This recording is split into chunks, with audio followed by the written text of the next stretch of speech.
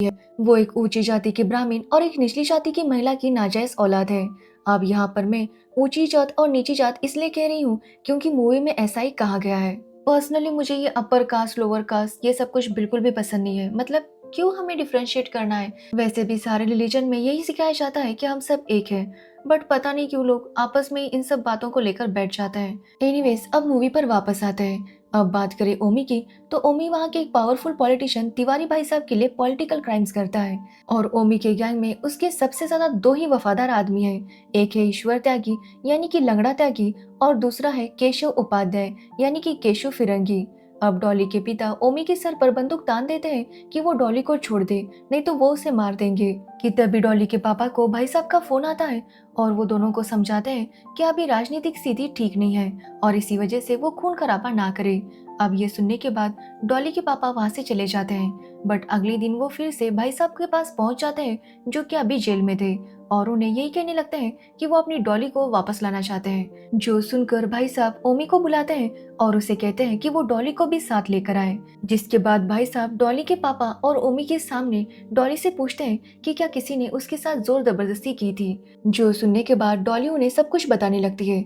वो बताती है कि कुछ दिनों पहले ओमी उनके घर पर घायल अवस्था में आया था। तब डॉली ने उसकी देखभाल की और तभी उसे ओमी से प्यार हो गया। बट तब तक बहुत ज्यादा देर हो चुकी थी क्योंकि तब डॉली की मंगनी राजू के साथ तय हो चुकी थी। लेकिन डॉली को ओमी से प्यार हो गया था और वो उसे भुला नहीं पा रही थी। आखिरकार एक दिन डॉली ने अपने पापा से कहा कि वो अपनी मर्जी से ओमी के साथ शादी करना चाहती है। बट उसके पापा को ये बात अच्छी नहीं लगी और इसी वजह से डॉली ने ओमी को यहाँ पर बुलाया और वो उसके साथ चली गई। अब ये सुनने के बाद भाई साहब यहाँ पर डॉली के पापा से कहते हैं कि इन दोनों को एक दूसरे से प्यार हो गया है, इसलिए उन्हें इस बात पर अड़चन ना लाते हुए इन दोनों को आशीर्वाद देना चाहिए। बट ये सुनने के बाद डॉली के पापा का दिल टूट गया था और वो डॉली से बात नहीं करना चाहते थे। वो वहां से जाने लगते हैं। बट जाने से पहले ओमी से कहते हैं कि औरत का चरित्र मत भूलना। जो अपने बाप को ठग सकती है वो किसी दिन उसे भी ठग सकती है। वो किसी की सगी नहीं हो सकती। ये बोलकर वो वहां से चले जाते हैं। जिसके बाद वो अपना गांव तक छोड़ देते हैं क्योंकि उन्हें लगता है कि डॉली की वजह से उनकी नाक कट गई। जिसके बाद हम ओमी को देखते हैं जो कि पॉलिटिक्स की वजह से सुरेंद्र को उठा लेता है। एक्चुअली सुरेंद्र भाई साहब के खिलाफ लोकसभा चुनाव में लड़ने वाला था।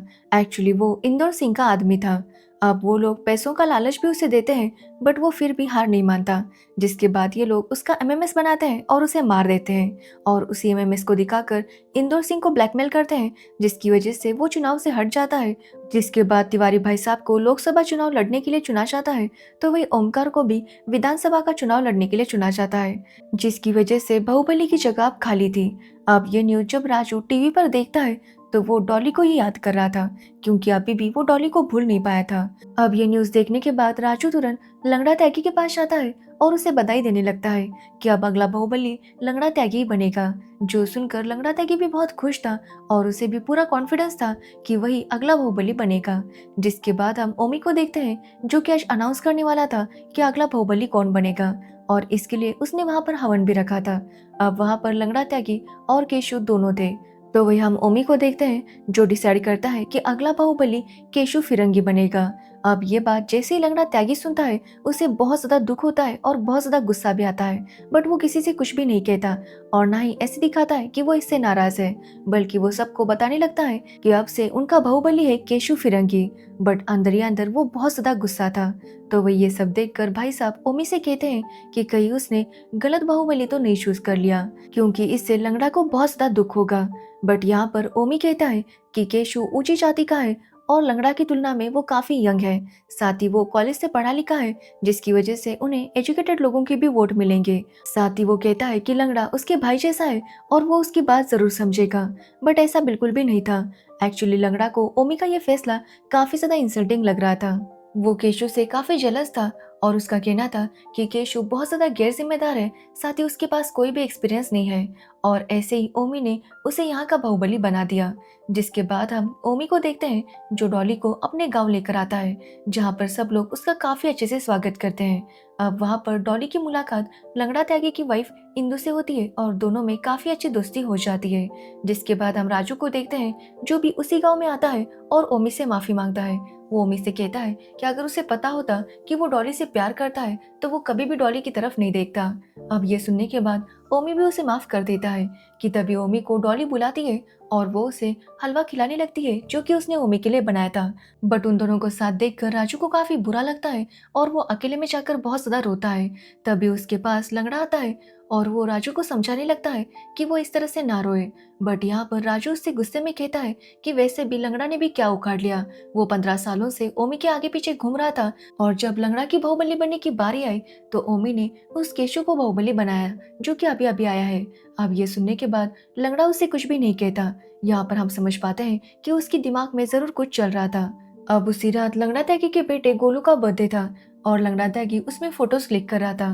तभी वो देखता है कि केशु और डॉली एक साथ थे और उन दोनों को एक साथ देखकर उसके दिमाग में एक प्लान आता है। जिसके बाद लंगड़ा जब शराब पीने बैठा था तभी वहां पर केशु आता है। केशु को देखकर वो उसे कहता है कि वो भी आकर शराब पिए। बट केशु का कहना था कि एक शराबी है जो कि उससे नहीं संभलती, उसे पीने के बाद वो अपने होश में नहीं रहता।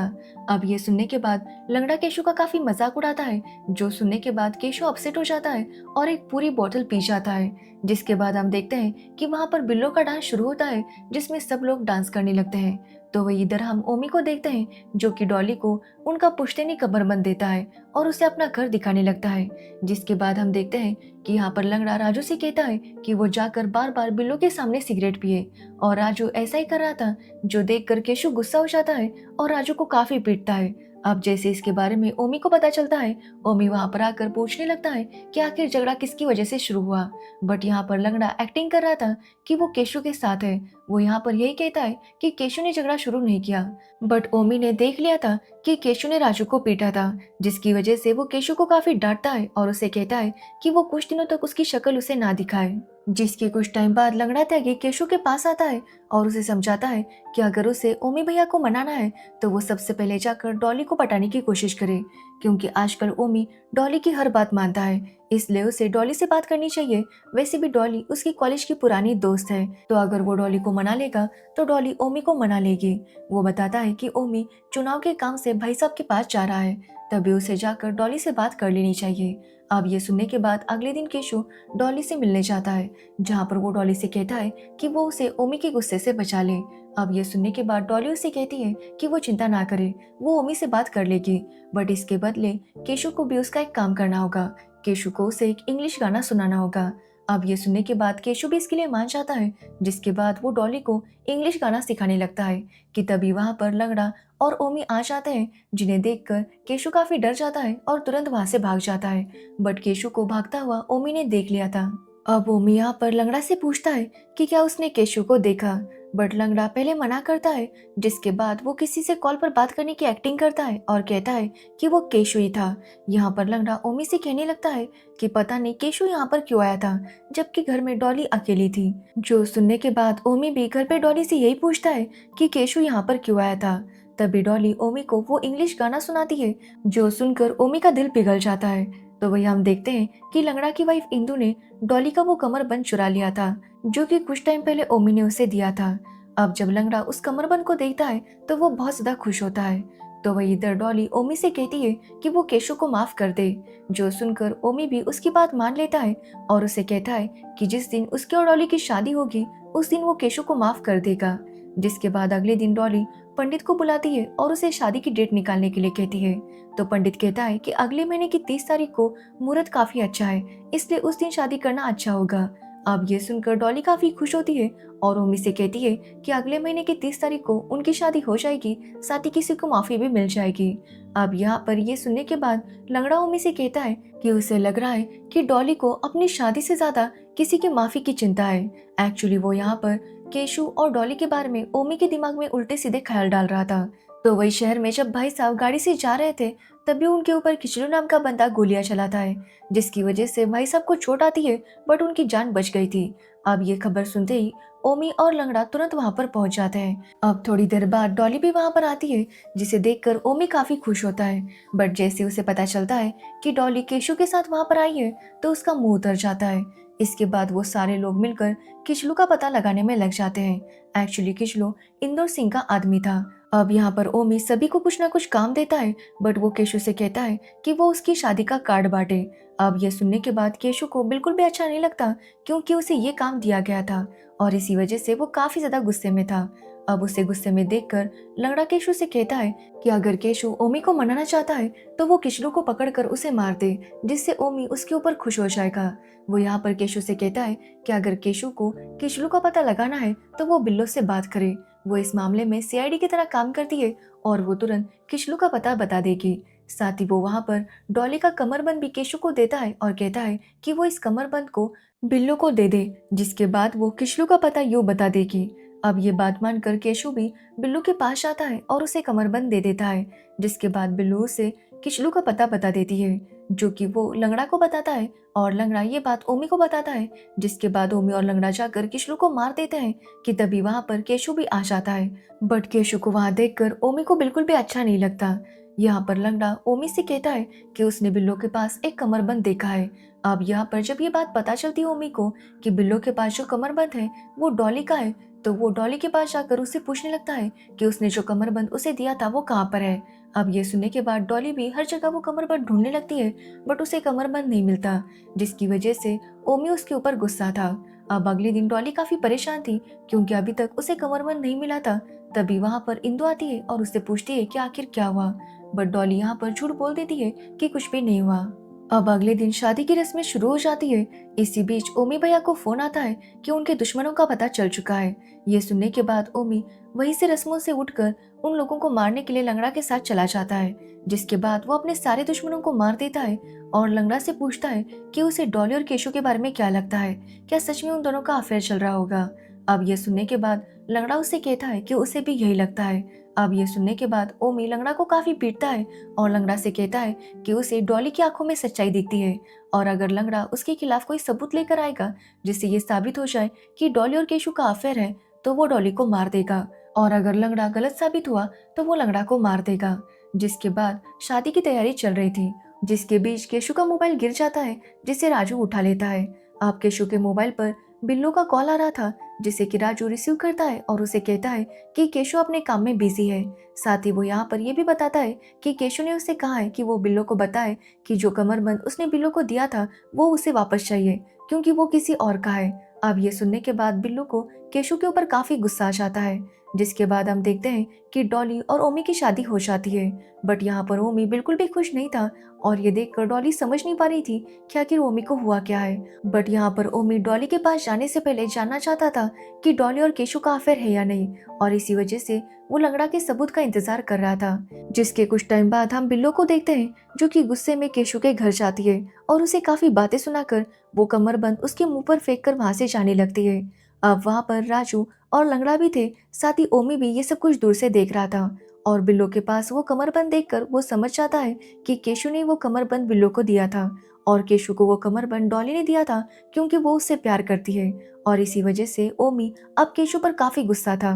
वो यहाँ पर लंगड़ा से कहता है कि वो केशु को खत्म कर दे, जिसके बाद लंगड़ा केशु के ऊपर गोली चलाता है, बट वो गोली उसके कंधे में लग जाती है। जिसके बाद हम देखते हैं कि ओमी डॉली के पास आता है और कहता है कि तेरा यार केशु अब मर चुका है, जो सुनकर डॉली काफी शॉक थी।